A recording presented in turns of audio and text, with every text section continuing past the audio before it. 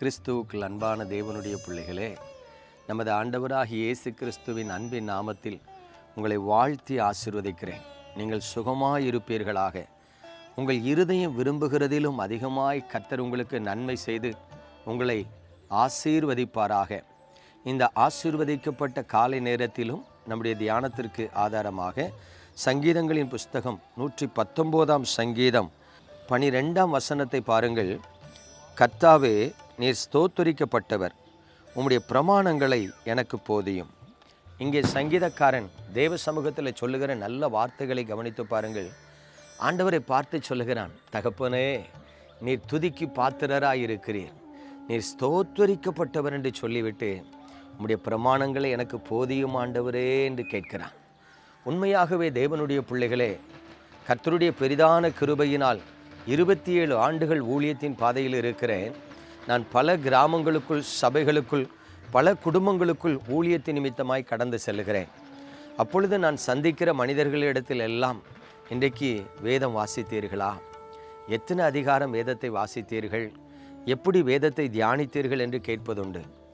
ஒருவேளை சிறியவர்கள், பெரியவர்கள், வாலிபர்கள், நடுத்தர வயதுள்ளவர்கள் என்று எல்லா தரப்பிலே உள்ள மக்களிடத்திலும் இந்த கேள்வியை நான் கேட்பேன். அப்பொழுதெல்லாம் சிலர் சொல்லுவார்கள், அண்ணே, இன்னைக்கு தான் வாசிக்கல அப்படிம்பாங்க. சிலர் சொல்லுவாங்க, இன்னைக்கு ஒரு அதிகாரம் வாசித்தேன். அநேகரை பார்த்துருக்கிறேன், ஒரு அதிகாரத்துக்கு மேலே வாசித்தேன் என்று சொல்லுகிற விசுவாசிகள் இல்லை. இப்போ யோசித்து பாருங்க, இதில் நான் கண்டுகொண்ட ஒரு காரியம் என்னென்னா, ஆண்டவரை நேசிக்கிறேன் என்று சொல்லுகிறவர்கள் லட்சக்கணக்கான மக்கள் இருக்கிறார்கள். ஆனால் அவருடைய பிரமாணங்களை, அவருடைய கற்பனைகளை, அவருடைய கட்டளைகளை கை கொள்ளுகிறவர்கள் என்று சொல்லி பார்த்தால் விரல் விட்டு எண்ணக்கூடிய அளவுக்கு வெகு சிலர் மாத்திரம் இருக்கிறதை பார்க்கிறேன். ராத்திரி படுக்கிற வரைக்கும் செல்ஃபோன் பார்த்துட்டு இருக்கிறான், காலையில் எழுந்தவுடனே செல்ஃபோன் பார்க்கிறான்.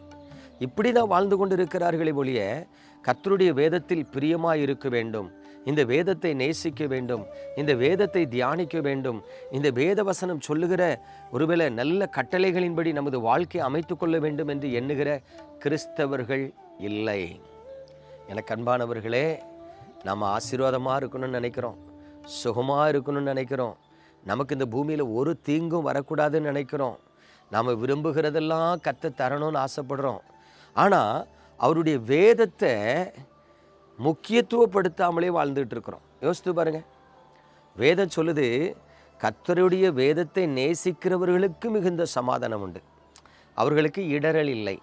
இப்போ கவனிச்சு பாருங்க, எவர்கள் கர்த்தருடைய வேதத்தை நேசிக்கிறார்களோ, எவர்கள் கர்த்தருடைய வேதத்தில் பிரியமாய் இருக்கிறார்களோ, எவர்கள் கர்த்தருடைய வேதத்தை தியானிக்கிறார்களோ, அவர்கள் விரும்புகிறத கர்த்தர் அவர்களுக்கு கொடுக்கிறார், அவர்கள் மன விருப்பத்தை நிறைவேற்றுகிறார், அவர்கள் கண்ணீரை துடைக்கிறார் என்று வேதம் திரும்ப திரும்ப சொன்னாலும், இன்றைக்கு இருக்கிற கிறிஸ்தவர்கள், வாலிபர்கள், பெரியவர்கள் வேதத்தை நேசிக்கவோ வாசிக்கவோ இல்லை. அப்போ எங்கிருந்து நமக்கு சமாதானம் வரும்? எப்படி நமக்கு ஆசீர்வாதம்? கொஞ்சம் கவனிங்க. நீங்கள் ஆவிக்குரிய சபைக்கு போகலாம், பெரிய தீர்க்கதரிசியினுடைய கீழே இருந்து நீங்கள் வளரலாம், அதெல்லாம் தேவையில்லைங்க. இந்த உலகத்தில் எத்தனை பிரபலமான ஊழியர்களோடு நீங்கள் ஐக்கியம் வச்சுருந்தாலும், அவர்கள் உங்கள் வீட்டுக்கு வந்து ஜெபிக்கிறதுனாலும் உங்களுக்கு சமாதானம் வந்துடாது. ஒருவேளை அந்த ஊழியக்காரர் எனக்கு தெரியுங்கிற சந்தோஷம் இருக்கலாம், அவர் உங்கள் வீட்டுக்கு வந்துட்டு போகிறாருங்கிற சந்தோஷம் இருக்கலாம். பட் கிறிஸ்து உங்களோடு இருந்தால் மட்டும்தான் சமாதானம், சந்தோஷம், ஆசீர்வாதம், ஜீவன், பாதுகாப்பு எல்லாம் உண்டாகும். அதனால தான் சங்கீதக்காரன் பாருங்க, இஸ்ரவேலுக்கு ராஜாவாக இருந்தால் அவர் சொல்லுகிறார், ஆண்டவரே, உம்முடைய பிரமாணங்களை எனக்கு போதியும் என்று சொல்லுகிறார். இன்றைக்கு உண்மையில் நான் வருத்தத்தோடு சொல்கிறேங்க, சிஎஸ்சி சர்ச்சிலலாம் பார்த்தீங்கன்னா 10 நிமிஷம் 15 நிமிஷத்துக்கு மேலே ஆராதனையில் செய்தி கிடையாது. செய்தி கேட்குறதுக்கு மக்களுக்கு விருப்பம் இல்லையான்னு எனக்கு தெரியலை. நான் வருத்தத்தோடு சொல்கிறேன். நீங்கள் சபையார் தேவ சமூகத்தில் குருவானவர்கிட்ட போய் சொல்லுங்கள், ஐயா, எங்களுக்கு ஒரு 1/2 மணி நேரமாவது செய்தி கொடுக்கணும், இல்லை எங்களுக்கு 1 மணி நேரம் கட்டாயம் பிரசங்கம் வேணும் அப்படின்னு கர்த்தருடைய வார்த்தையை கேளுங்களேன்.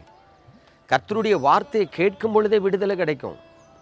எனக்கு அன்பான தேவனுடைய பிள்ளைகளே, எவர்கள் தேவனுடைய வசனத்தை நேசிக்கிறார்களோ, எவர்கள் தேவனுடைய வசனத்தில் பிரியமாக இருக்கிறார்களோ, எவர்கள் தேவனுடைய வசனத்தை கேட்க வாஞ்சையாக இருக்கிறார்களோ, அவர்கள் கைவிடப்படுவதில்லை, அவர்களை கர்த்தர் கலிகூற பண்ணுகிறார். இன்றைக்கு உங்கள் வாழ்க்கை எப்படி இருக்குங்கிறத கொஞ்சம் கவனித்து பார்த்து தயவு செய்து நீங்களும் ஆண்டவர்கிட்ட சொல்லுங்கள், நம்முடைய பிரமாணத்தை எங்களுக்கு போதிய ஆண்டவரேன்னு. அப்பொழுது அவர் உங்களை கைவிடாமல் இருப்பார். நம்ம ஜெபிப்போமா? எங்கள் அன்பின் பரலோக தகப்பனே, இந்த பரிசுத்தமான காலை வேலைக்காக உமக்கு ஸ்தோத்திரம். உமது பலத்த கரத்தில் எங்களை தாழ்த்துகிறோம். இந்த நாளிலும் உம்முடைய பிரமாணங்களை குறித்து நாங்கள் பார்க்கிறோம். ஆண்டவரே, வேதம் சொல்லுகிறது அவருடைய பிரமாணங்கள் வெகு தூரம் பரவி இருக்கிறது என்று.